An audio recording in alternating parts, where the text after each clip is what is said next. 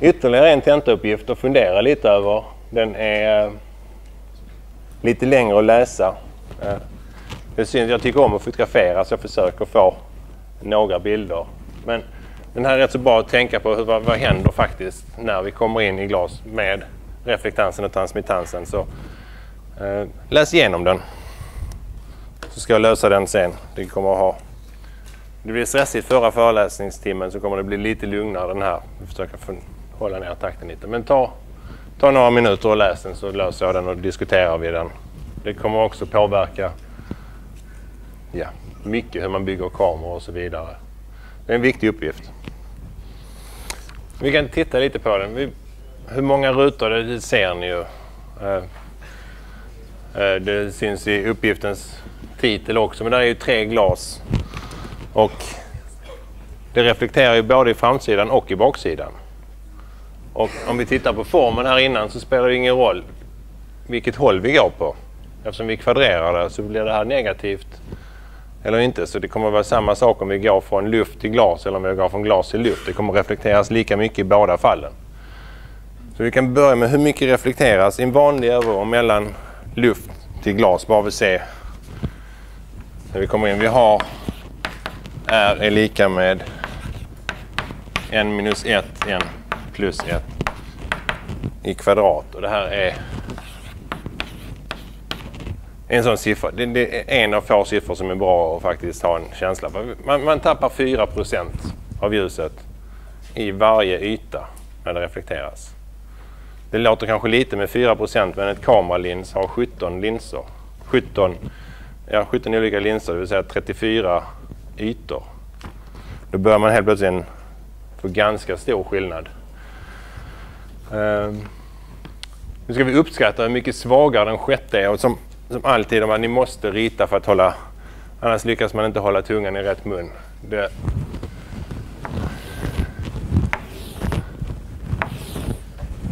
Så rita. Vi har en stråle som kommer in. Går igenom alla rutorna.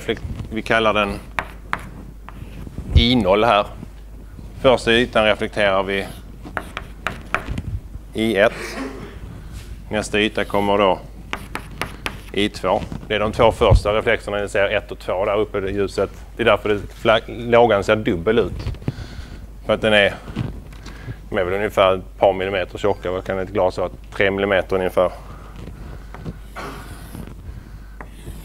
Nästa glasruta har vi I3, I4 och till slut har vi I5 och I6.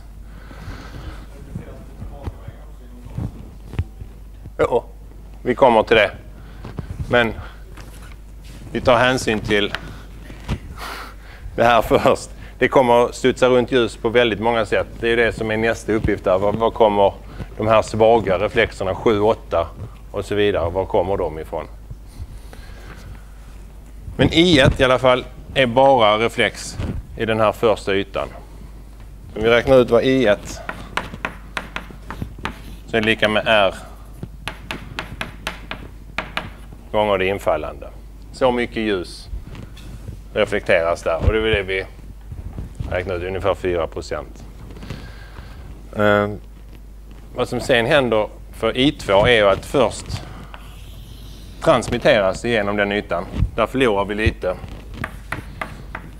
Så först måste vi ha transmittansen, 96%. Sen reflekteras i nästa yta. Det blir R. Och sen transmitteras vi på vägen ut igen. Så T igen gånger vad vi hade in. T kan vi skriva om som 1 minus R. Vi får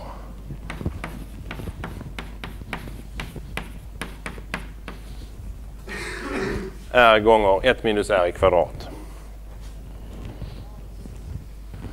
Så mycket har vi I2. Och likadant blir det för varje stråle. Så om vi räknar hur många transmissioner vi har så kommer vi få transmittansen i kvadrat. Vi multiplicerar på det här hela tiden.